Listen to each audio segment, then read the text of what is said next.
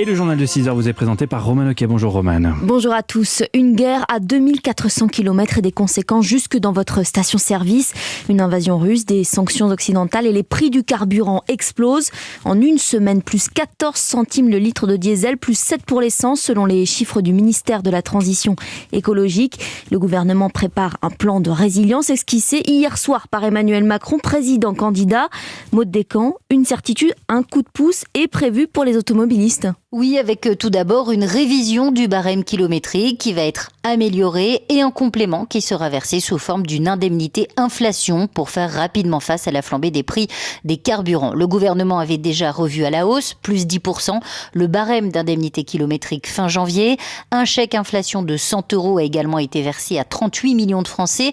Mais face à la flambée des prix du pétrole, un coup de pouce supplémentaire s'avère nécessaire, estime l'exécutif.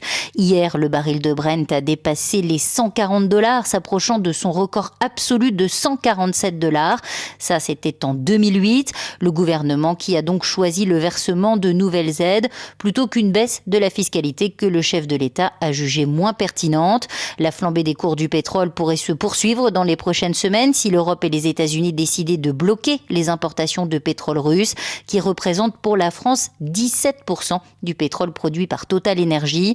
Plusieurs enseignes de la grande distribution ont déjà prévenu qu'une hausse de 8 à 10 centimes sur le litre de carburant était attendue dans les prochains jours. Maud Descamps.